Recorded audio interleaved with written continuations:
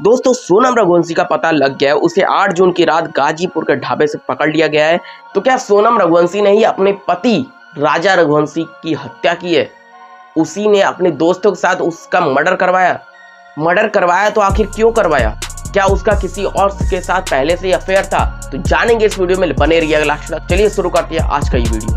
आखिरकार मेघालय पुलिस ने यह तय कर दिया है कि सोनम ने ही अपने पति को मरवाया है। इससे रिलेटेड आरोपी को अरेस्ट कर लिया गया है। तो ऐसे में एक सवाल सबके मन में आ रहा है कि अगर सोनम रघुवंशी राजा रघुवंशी के साथ शादी नहीं करना चाहती थी, उसके साथ नहीं रहना चाहती थी, तो वो शादी से मना भी कर सकती थी।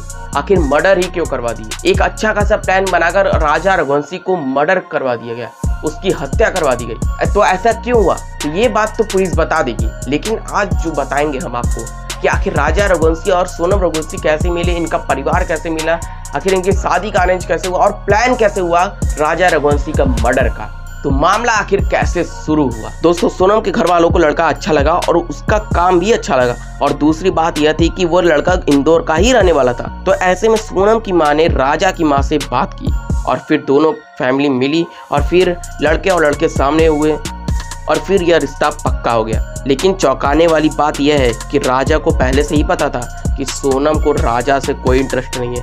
राजा ने अपनी माँ से भी बताया, लेकिन माँ ने सोनम से पूछा तो सोनम ने बोला कि यह ऑफिस में बिजी होती हूँ, इसीलिए बात नहीं कर पाती हूँ। और फिर आता है 10 मई का वो दिन, जिस दिन सोनम और राजा रघुवंशी की शादी होती है। दोनों की फैमिली बहुत खुश होती है, लेकिन इसी बीच एक बहुत ही तगड़ा वाला ट्विस्ट आता है। असल में शादी के बाद राजा रघुवंशी सोचता था कि हम जाएंगे कश्मीर घूमने, लेकिन पहलगाम अटैक के कारण वो कश्मीर जाने का प्लान कैंसिल हो गया। फिर सोनम रघुवंशी ने राजा रघुवंशी से बिना पूछे, यानी अपने पति से बिना पूछे, उसने मेघालय की टिकट बुक कर दी। जब राजा रघुवंशी को यह पता चला तो वो अपनी माँ से बोलता है कि सोनम ने बिना मुझे बताए मेघालय की टिकट बुक कर दी, और मजबूरी में राजा रघुवंशी को सोनम के साथ जाना पड़ा।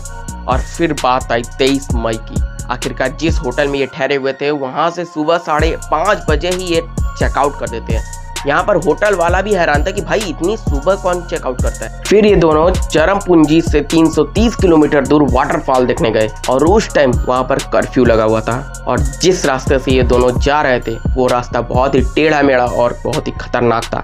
अब 1:30 बजे के करीब राजा रघुवंशी की माँ यानी कि सोनम रघुवंशी की सास का फोन आता है। तब सोनम फोन उठाती है और बोलती है कि हम वाटरफॉल देखने गए थे और वहां पर बहुत इंजॉय किए, और फिर वो कॉल डिस्कनेक्ट कर देती है।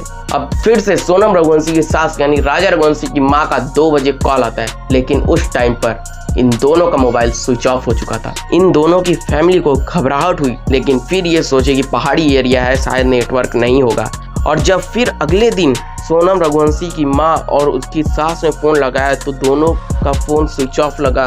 फिर इन दोनों की फैमिली बहुत ज़्यादा घबरा गई थी, और राजा के भाई शिलोंग आए और उन्होंने वहाँ की पुलिस से कंप्लेन की, लेकिन पुलिस वालों ने सीरियस नहीं लिया।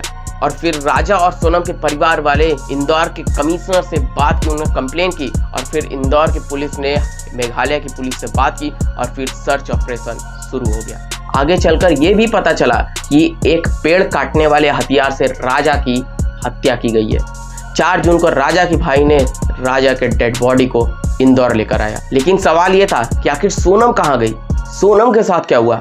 क्या सोनम को किसी ने किडनैप कर लिया, या फिर सोनम को भी किसी ने मार डाला है, या सोनम ने ही अपने दोस्तों के साथ मिलकर राजा रघुवंशी का मर्डर करवाया है? बहुत सारे सवाल सबके मन में थे, लेकिन सच्चाई क्या थी किसी को भी नहीं पता था। और फिर लगातार जब पुलिस वालों ने अपने हिसाब से छापेमारी की, अपने हिसाब से सर्च ऑपरेशन जारी किया, तो पता चला कि सोनम के पास एक दूसरा नंबर भी था, जिससे कि वो हमेशा इंदौर में कॉल किया करती थी।